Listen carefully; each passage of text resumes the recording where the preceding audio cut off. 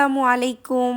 সেদিন বাসায় Motu Patlu date arrange করছিলাম, সো ভাবলাম ভিডিওটা তোমাদের সঙ্গে শেয়ার করি। সো যেদিন দেব আর শুভশ্রীর মিলিত হইলো ওই দিন আমার জামাইকে বললাম চলো না আমরা একটা ডেট অ্যারেঞ্জ করি। এত কষ্ট করে ডেট অ্যারেঞ্জ করলাম, বাট তার সঙ্গে আমার আর মুভি দেখা হইলো না। এনিওয়ে ভাবলাম বাসায় যেহেতু ডেট অ্যারেঞ্জ করব তাহলে কিছু স্ন্যাক্স বানিয়ে নেই। তোমরা হয়তো অনেকেই জানো বাসায় কিছু করা মানে আমাকে পিৎজা বানাতেই হবে। তো ফার্স্টে পিৎজার ডোটা রেডি করলাম, তারপর পিৎজায় দেওয়ার জন্য ক্যাপসিকাম, সসেজ, তারপর ব্ল্যাক অলিভ আর একটু মাশরুম কেটে নিলাম। পিন্টারেস্টে দেখছিলাম পিৎজার একটা নতুন শেপ, পরে ভাবলাম সেটাই আজকে করে ফেলি। তারিখকে ডিফারেন্ট কিছু করে খাওয়াতে আমার বরাবরই অনেক ভালো লাগে। অনেকবারই ট্রাই করতেছিলাম, বাট পিন্টারেস্টের মতো সেম টু সেম করতে পারতেছিলাম না। যেটার পিছনে আমি বেশি এফোর্ট দিই সেটা কেন জানি আমার মনের মতো হয় না।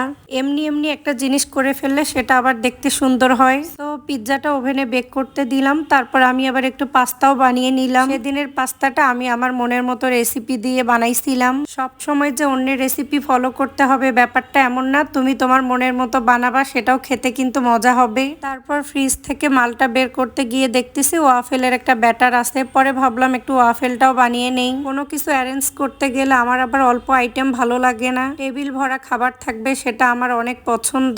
আমি ভাবছিলাম যে এটা ফ্রিজের ব্যাটার, এটা দিয়ে হয়তো ওয়াফেল হবে না, বাট পরে কিন্তু অনেক সুন্দর হয়েছিল। ইউটিউবে আমি একটা ভিডিও দেখছিলাম মাত্র 5-7 মিনিটে নাকি ওয়াফেল হয়ে যায়। অ্যাকচুয়ালি তারা কি এটা ক্রিস্পি খায় নাকি নরম খায় আমি জানি না। আমি আর আমার জামাই ওয়াফেল আবার ক্রিস্পি পছন্দ করি, এজন্য আমরা 20 মিনিটের মতো বেক করছিলাম। তারপর আবার ড্রিঙ্কস এর জন্য মাল্টার ড্রিঙ্কস বানিয়ে নিলাম। মাঝখানে প্রচুর পরিমাণে ম্যাঙ্গো ড্রিঙ্কস খাইছি, পরে সেদিন তারিখকে বললাম আজকে মাল্টা দিয়ে একটা ড্রিঙ্কস বানাই। সবকিছু রেডি করে আমি ডাইনিং এ রাখতেছিলাম, তখন তারিক বলতেছে চলো বেলকুনিতে করি।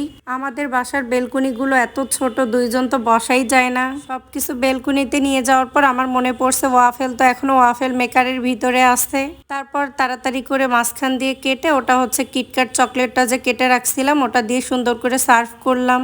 উপর দিয়ে হালকা করে একটু চকলেট সিরাপ দিয়ে নিলাম। বাসায় আমাদের নিউটেলা ছিল না, পরে উপর দিয়ে শুধু চকলেট সিরাপটাই দিছি। এরপর আমি আবার বেলকনিটাকে ডেকোরেশন করার জন্য আসলাম। বেডরুম থেকে দুটো গাছ নিয়ে আসলাম, তারপর ফেরি লাইটটা লাগাই দিলাম। তারপর একটা টেবিল আছে ওটা সেট আপ করে ল্যাপটপটা রেখে দিলাম। তোমরা হয়তো ভিডিওটা দেখলেই বুঝতে পারবা বেলকনি কিন্তু অনেক ছোট, আমরা দুইজন তো বসতেই পারতেছিলাম না। আমি মূলত দেবা শুভশ্রীর অনেক ভক্ত, সো ভাবলাম ওদের মিলন দেখার পর যে আজকে বাসায় একটা ডেট অ্যারেঞ্জ করে ওদের মুভি দেখবো। তোমাদেরকে বললাম না মুভি ডেট অ্যারেঞ্জ করার পরেও মুভি দেখতে পারলাম না। তারিক আবার মোটু পাতলুর অনেক ভক্ত, ল্যাপটপ সেট আপ করার পর সে দেখতেছি মোটু পাতলু বের করে রাখছে। পরে কি আর করার, জামাইয়ের ভালো লাগাটাও তো মূল্যায়ন করা দরকার। আমি যদি ওকে বলতাম আমরা মুভি দেখবো তাহলে সেটাই দেখতো, তারপরেও ভাবলাম ও যেহেতু কার্টুন দেখতে চাচ্ছে এটাই দেখি আজকে। তোমরা জাস্ট ভিডিওটা দেখো সে কি পরিমাণ মনোযোগ দিয়ে কার্টুন দেখতেছে। যাদের জামাই কার্টুন ভক্ত তারা ছাড়া আমার এই দুঃখটা কেউ বুঝতে পারবে না। তো আজকের ভিডিওটা এ পর্যন্তই। তোমরা অনেক বেশি ভালো থাকো, আমাদের জন্য দোয়া করিও। আল্লাহ হাফেজ।